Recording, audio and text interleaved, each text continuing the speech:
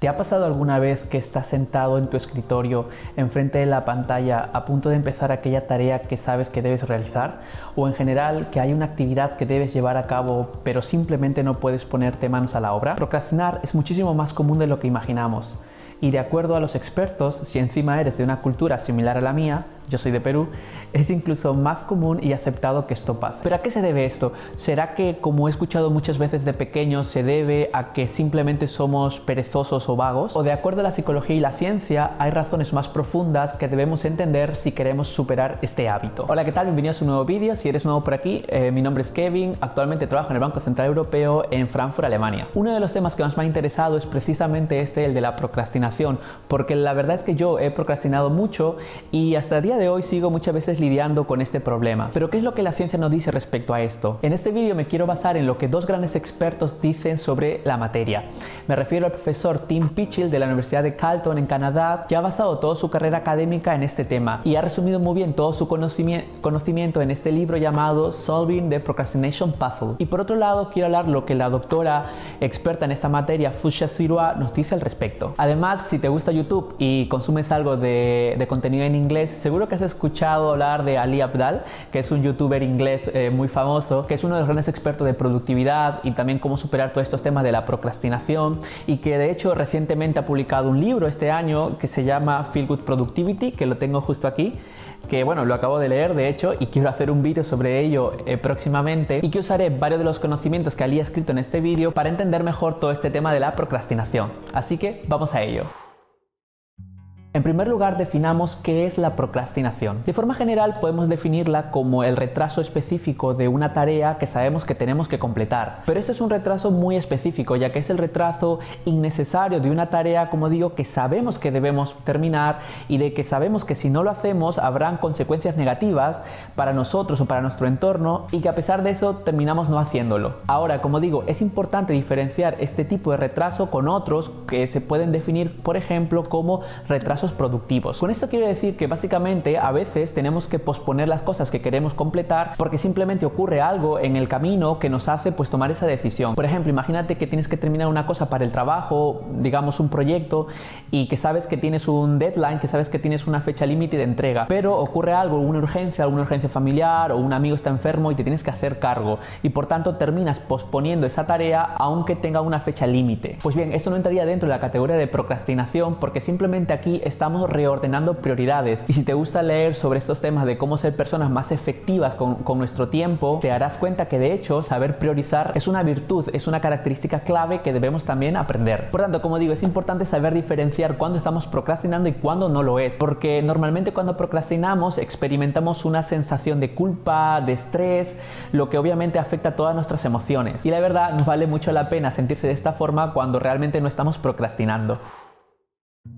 Muy bien, pero ahora respondamos por qué procrastinamos. Y es que la procrastinación es una cuestión principalmente emocional. No sé cómo es en tu caso, pero una explicación muy común sobre el tema de la procrastinación que he escuchado bastante desde que era pequeño es que las personas que procrastinan lo hacen porque son vagas o perezosas. Entonces, claro, tiene esta connotación negativa. Por otro lado, otra explicación también muy común es que la gente que procrastina lo hace porque no tiene estas habilidades para poder manejar su tiempo, y que por tanto la solución pasa precisamente por aprender técnicas de cómo manejar nuestro tiempo, de cómo ser más efectivos, y aquí entra a juego todas estas técnicas de manejo de tiempo. Pero en realidad, como dice el profesor Tim Pychyl y también la profesora Fusha Sirois, la procrastinación se debe principalmente a un tema de cuestión emocional. Es decir, que para entender por qué procrastinamos, la clave pasa por entender cómo nos estamos sintiendo cuando nos enfrentamos a una tarea. Y esto tiene mucho sentido, porque realmente no procrastinamos en tareas que de alguna forma queremos hacer o que de alguna forma son divertidas hacerlas. Por ejemplo, piensa, ¿cuándo fue la última vez que procrastinaste para ver Netflix? Realmente esto nunca ocurre, ¿no?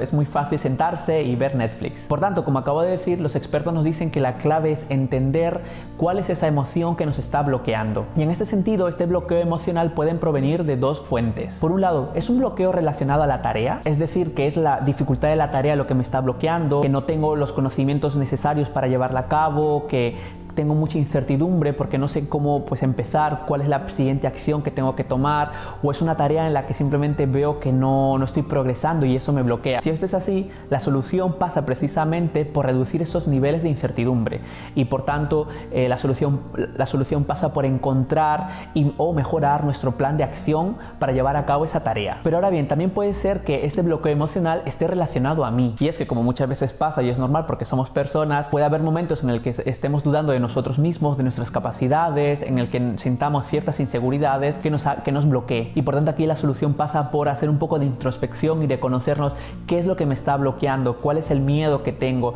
miedo al fracaso, tengo el miedo al no ser capaz de completar la tarea, tengo miedo de empezar esta tarea porque me parece aburrida, es decir, de intentar descubrir cuáles son esas emociones negativas que están provocando que no empiece a hacer esa determinada tarea. Hay una frase del libro precisamente de Ali Abdaal que me gustó mucho, y es que nos dice que procrastination is natural in the face of fear, que lo podemos traducir como que realmente la procrastinación es nuestra respuesta natural en entornos de miedo. Por tanto, en primer lugar debemos adquirir conciencia de nuestras emociones, porque esto será el primer paso que nos llevará a superar la procrastinación. Y es que en otra frase del libro de Ali Abdaal precisamente nos dice que it isn't lack of talent or inspiration that is holding you back, it's fear.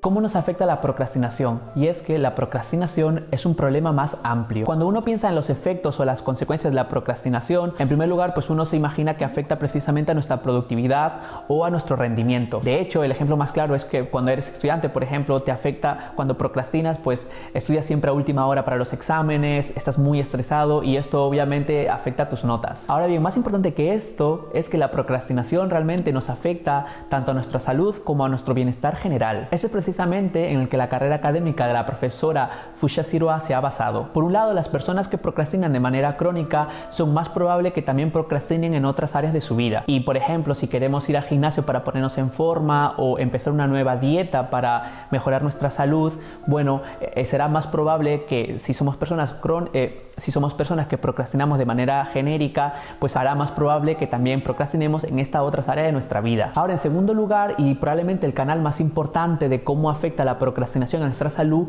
es a través del estrés. Y es que, como sabemos, procrastinar es desagradable, porque cuando nos encontramos allí parados sin hacer aquello que sabemos que tenemos que hacer, normalmente experimentamos un sentimiento de culpa que, si es de manera crónica, se puede convertir en un sentimiento bastante persistente, lo que va a aumentar nuestros niveles de estrés. Y esto es precisamente lo que se descubrió en un estudio que se realizó en varios estudiantes de una universidad. De aquellos que procrastinaban de manera crónica tenían niveles altos de estrés, y esto, como sabemos, afectaba en el corto plazo incluso a su sistema inmune, lo que hacía más probable que se pusieran enfermos, que experimentaran fatiga, que no durmieran bien y experimentaran insomnia, y que esto pues añadía más estrés incluso a este ciclo negativo. Pero bueno, ya hemos hablado ahora un poco de la evidencia de la procrastinación, de por qué procrastinamos, así que hablemos ahora de qué técnicas podemos llevar a cabo, qué técnicas podemos aplicar para poder superar este hábito.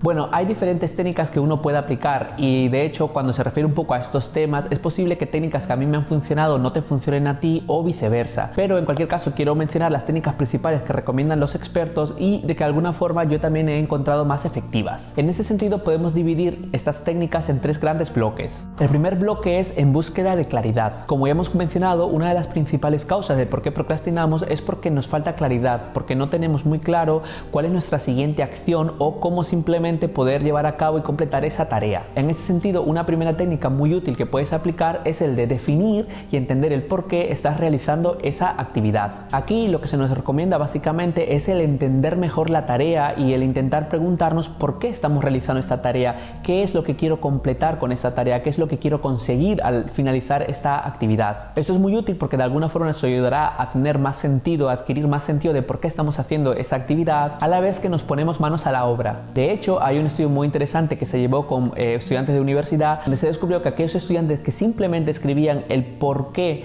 querían completar esa actividad o por qué querían terminar esa tarea, reducía significativamente las horas que pasaban procrastinando. Y esto es muy interesante, lo dicen estos profesores, y es que muchas veces cuando entendemos el por qué estamos haciendo aquella cosa, vamos a descubrir o vamos a encontrar el cómo. Otra técnica es el de implementation intentions. Bueno, la verdad es que en español me sonaba un poco raro, por eso no lo quise traducir directamente, pero la la traducción literal es intención de implementación. Bueno, aquí la idea es muy sencilla y es que muchas veces no nos ponemos manos a la obra porque no somos muy concretos de cuándo y cómo lo vamos a hacer. Con esto me refiero, por ejemplo, que muchas veces decimos, bueno, quiero llamar a un amigo o voy a llamar a una amiga, pero como no lo tenemos bloqueado en nuestro calendario, digamos, no lo tenemos precisado de cuándo lo vamos a hacer, pues muchas veces se nos termina olvidando. Y por tanto, aquí lo que nos recomiendan los expertos es ser concretos, cuándo vamos a realizar esa actividad, ya que eso hará más probable que tomemos acción. Entonces la idea es precisamente que si por ejemplo tienes que estudiar para un examen, no digas simplemente, bueno, sí, tengo que estudiar o ya estudiaré mañana,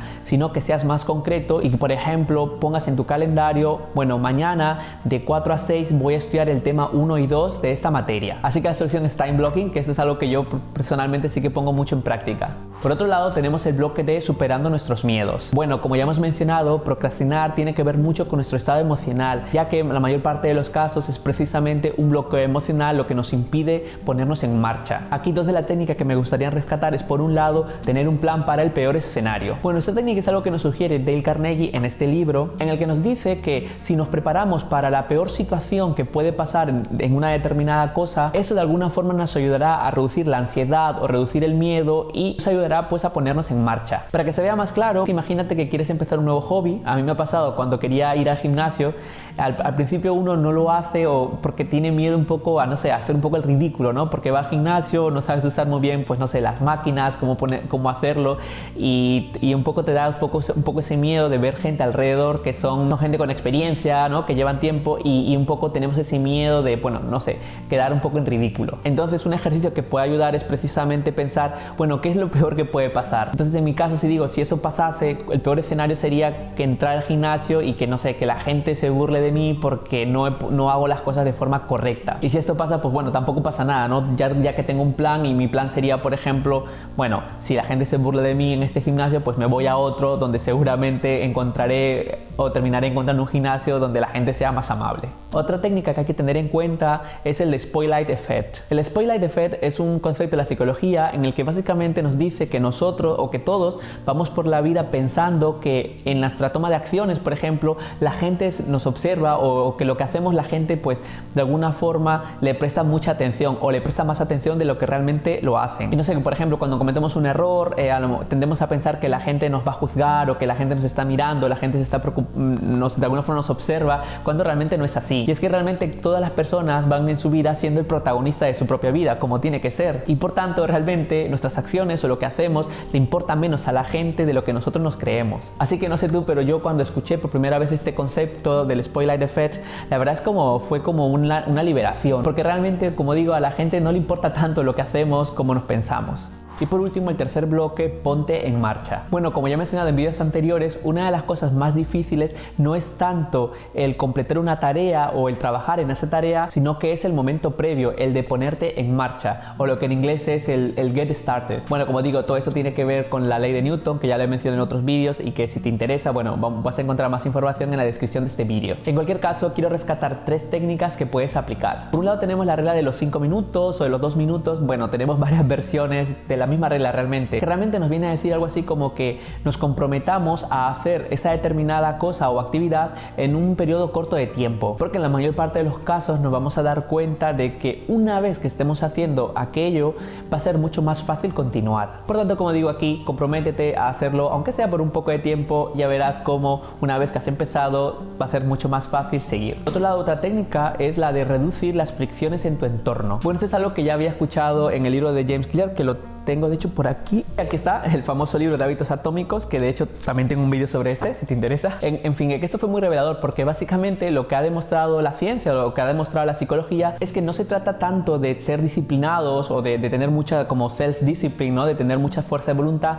tanto como el entorno realmente. Un claro ejemplo puede ser en el que, por ejemplo, si yo quiero estudiar, si tengo que estudiar o tengo que hacer, no sé, escribir un guión para este canal de YouTube o un guión para este vídeo, si yo sé que, por ejemplo, si mi entorno no es el adecuado, supongamos, si tengo el móvil delante de mí en mi escritorio al lado mía, pues yo sé que me voy a distraer y que va a ser muy difícil concentrarme porque no tengo, como digo, el entorno adecuado. Y por eso cuando quiero realmente concentrarme, muchas veces lo que hago es o apagar el móvil o dejarlo, pues no sé, en el salón mientras estoy haciendo las cosas en mi escritorio, en mi habitación. Como digo, esto es muy importante porque muchas veces simplemente si somos capaces de construir el entorno adecuado de trabajo, va a ser mucho más fácil ponernos manos a la obra, hacer todo lo que queremos hacer y no se va a requerir, como dice también James Clear, pues tanto disciplina o fuerza de voluntad. Y por último, supervisa o monitorea tu progreso. Aquí también tiene que ver mucho con esta claridad que mencionábamos en el bloque 1, y es que muchas veces lo que nos falta para sentirnos, no sé, comprometidos o motivados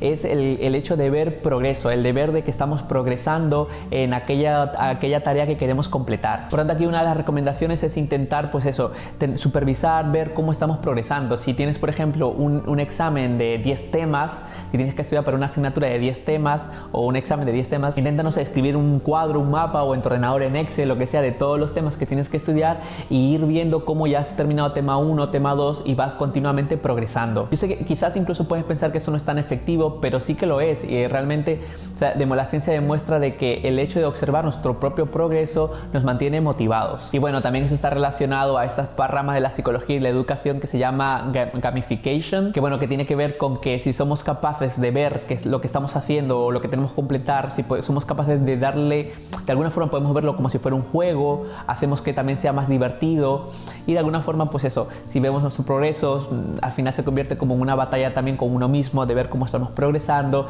y de alguna forma lo hacemos, como digo, más divertido y hacemos más probable que terminemos aquello que empezamos. En fin, eso ha sido todo, pero antes quiero terminar con algo que es también muy importante y que los expertos también nos dicen, y es que tenemos que intentar ser también muy compasivos con nosotros mismos. Muchas veces cuando estamos procrastinando somos muy duros con nosotros mismos, de alguna forma no dejamos de experimentar este sentimiento de culpa quizás, pero debemos ser realistas, y es que el hecho de que muchas veces encontremos dificultades en el camino, que se nos haga muy costoso aprender algo, forma parte del proceso normal de aprendizaje, y que por tanto es importante que intentemos tener un diálogo interno sano. De hecho, si te pones a pensar, muchas veces cuando estamos procrastinando y estamos un poco en este diálogo negativo, muchas veces nos hablamos a nosotros mismos de una forma o usando un lenguaje que jamás usaríamos con otro amigo. Jamás le hablaríamos a un amigo de esa forma. Así que por tanto es necesario y muy importante, como digo, que intentemos ser compasivos con nosotros mismos. Bueno, muchas gracias por haber llegado hasta aquí. La verdad que espero, como siempre digo, que toda la información que he compartido en este vídeo te haya sido útil o te haya parecido simplemente interesante. Tengo otros vídeos en el canal relacionados a este tema que si te interesa lo vas a encontrar al final de este vídeo. Así que nada, una vez más, muchísimas gracias por tu tiempo